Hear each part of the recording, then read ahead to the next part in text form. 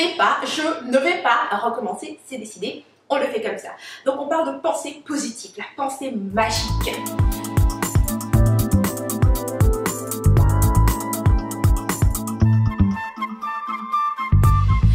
Ouais, parce qu'en fait, quand on regarde un petit peu la pensée positive, comment elle est amenée par moment, t'as l'impression vraiment qu'il s'agit d'une pensée magique, tu vois, elle fait disparaître tous les mots. J'ai reçu justement une remarque, en fait, une rebelle créative, et je trouvais ça super intéressant. Elle me disait, tu sais, quand on reprogramme son cerveau de pensée positive et que ça dure quelques jours, et puis bam, on recommence à penser à nos dettes, nos problèmes affectifs, etc. Et là, elle me demandait, dis-nous si tu es passé par là et comment tu as fait.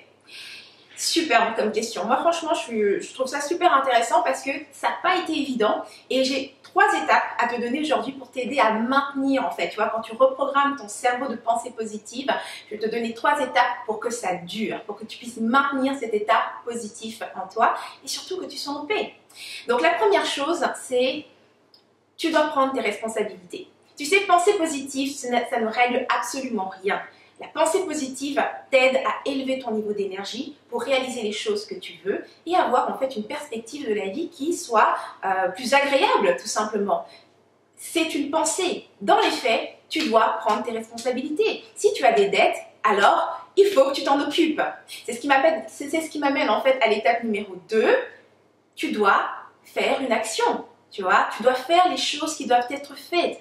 Tu sais, face à une situation, que ce soit un problème affectif, une relation qui ne marche plus, un ex qui n'arrête pas de réapparaître dans ta vie, des dettes qui se présentent, tu pensais avoir réglé tes dettes et puis on a une autre qui arrive, une autre facture. Alors plutôt que de quoi, qu'est-ce qui m'arrive, pourquoi ça arrive toujours, j'essaie de régler les choses, on dirait que ça ne veut pas s'arranger. Donc plutôt que de te morfondre et de t'apitoyer sur toi-même, tu dois simplement te rappeler que face à n'importe quelle situation, tu as toujours 3 options.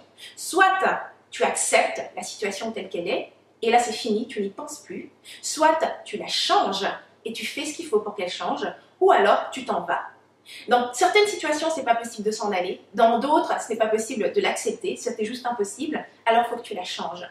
Moi, par rapport à mes dettes, il a fallu tout simplement que je prenne je fasse les bonnes actions. J'ai contacté les compagnies avec lesquelles j'avais des dettes, et j'ai tout simplement pris des ententes. Des ententes de paiement. Alors, il ne s'agit pas de régler la dette en une seule fois, mais dès l'instant où tu prends une entente de paiement, tu reprends ton pouvoir. Tu n'es plus soumis aux attentes de l'autre et quand est-ce qu'il va envoyer sa facture ou bien croiser les doigts que, oh, peut-être qu'ils ont oublié ou quoi que ce soit. Tu prends tes responsabilités.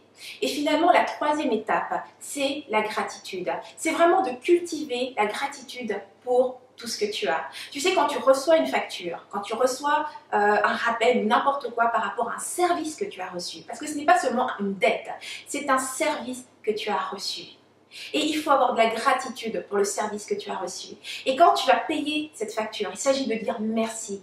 Merci pour ce service. Et si tu as pris une entente de paiement, tu dis merci d'avoir assez d'argent que pour prendre cette entente de paiement. Et si tu n'avais pas de quoi prendre une entente de paiement, alors peut-être que tu as eu besoin de déclarer faillite.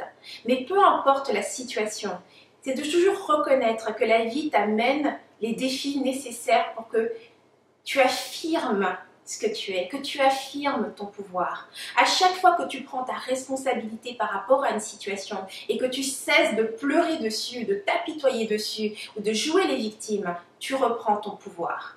Donc oui, tu vas faire tout ça. Tu vas prendre tes responsabilités, tu vas faire l'action nécessaire, prendre une entente, nettoyer une relation, vider ce qu'il faut, et puis tu vas nourrir cette gratitude. Et tu sais quoi? Eh bien, la même situation va peut-être encore se reproduire. Et là, ce qui se passe souvent, c'est comme si c'était un permis pour revenir en arrière. Et oh, mais je comprends pas, je fais tout ce que je peux, mais ça recommence et ça recommence. Non! Quand la même situation se représente, tu réappliques les 3 mêmes étapes. Tu reprends tes responsabilités par rapport à la situation, tu fais ce qu'il y a à faire, l'action nécessaire, et ensuite, gratitude pour la situation. Et plus tu vas faire ça, et plus tu vas voir que ces situations n'auront plus d'importance dans ta vie. C'est-à-dire qu'une dette, une situation affective qui n'est pas très claire, ne sera pas plus importante que quelqu'un qui t'a souri dans la rue. Ce sont juste des situations. Il n'y a rien qui est plus important que l'autre, tu vois.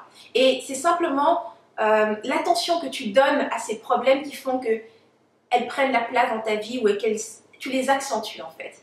Donc, C'est un petit peu ce que j'avais à te dire pour aujourd'hui. C'était donc les 3 étapes que j'avais à te partager pour reprogrammer ton cerveau de pensée positive et que ça dure.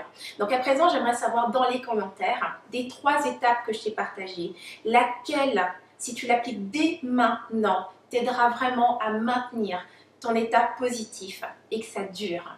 Et surtout, dis-moi pourquoi, si tu l'appliquais maintenant, ça marcherait vraiment pour toi. Donc laisse ça dans les commentaires, j'adorerais savoir. Alors ça termine cette inspiration. Donc si tu as aimé cette capsule, tu cliques sur j'aime, tu te partages autour de toi. Et si tu veux d'autres inspirations comme celle-ci, rejoins-moi sur rebellecreative.com. Tu t'inscris à Rebelle TV et je t'enverrai les prochaines inspirations directement de mon cœur à ton mail.